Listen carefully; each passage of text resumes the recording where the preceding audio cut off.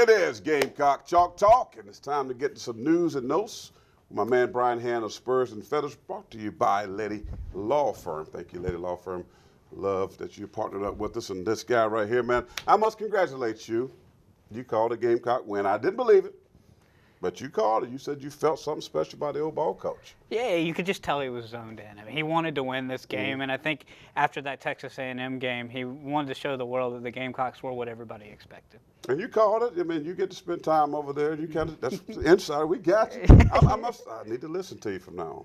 Oh, yeah, I don't know about all that because I'm not always going to be right. I definitely wasn't right about Texas A&M, but at the same time, you know, we do get a little bit of an inside look. So, you know, it was nice to see the Gamecocks do some nice things, really. Offensively, they were good. Mike and I have been talking about that a whole lot. Defensively, gave up over 400 yards. Yeah. Again, now they were better in the passing game. But as far as defense, that's where my concern is. Yeah. Everything that you hear me say, I love the offense. I'm not trusting that defense. And I know, again, as a defense, is when you go on the road, it's really when that defense is going to get tested. When you don't have the crowd to give you that crazy energy like the other night, which was a great crowd, by the way. Way to go, Gamecock fans. But that defense is a little questionable for me still. Yeah, and I don't disagree. I think that the one thing right now that we got to look at is how are the Gamecocks going to react on the road. And the offense, you know what they're going to do. And Dylan's played at Vanderbilt. Right. I mean, he knows what to expect up there. But defensively, are they going to fly around like they did against Georgia? Are you going to get your mind right for a Vanderbilt team that, you know, hadn't started out the way that, you know, everybody thought they behind to beat UMass. Yeah, exactly. I mean, but to your point about, you know, good crowd up there, but with Vanderbilt, there's going to be as much garnet and black as there is going to be, you know, some Vanderbilt fans. Let's be honest. Anytime they play up there, you know, the past couple of years has been a little different. Vanderbilt has some fans that showed up and that are in Nashville there. Not going to be this year. Well, there's no James Franklin there for sure. But that defense still, I'm a little concerned. And you better be on your toes going in the game. But here's what the ball coach had to say about his defense after the game. We got to get better. I mean, it's we could be a pretty good team. I mean, A&M, even the A&M game when we gave up all those yards, they made 12 third downs. And we did stop them some on third now, but some of the others we easily could have stopped them, and so forth. So we'll work on that. Our players are trying, though. I'm proud of the players. That's an area we need to really improve. If we can, I think we're going to be a pretty decent defense as we go along.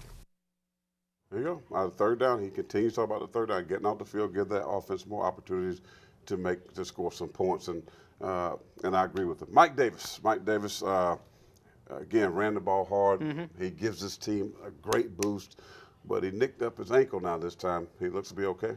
Yeah, and that's a good thing with the Gamecocks. We keep talking about their stable of running back. And really, let's be honest, Brandon Wiles has kind of taken things over the last two games in the second half, particularly in the latter minutes of the game. But, you know, with Mike Davis, you know, he keeps getting hurt. And they mentioned after the game there were no injuries, but Spurrier said yesterday on his teleconference that, you know, they kind of expect him to sit out of practice till maybe Wednesday or Thursday. But he should be ready to go for Vanderbilt. Cody Gibson, I mean, he's a tackle / tight end. Yeah.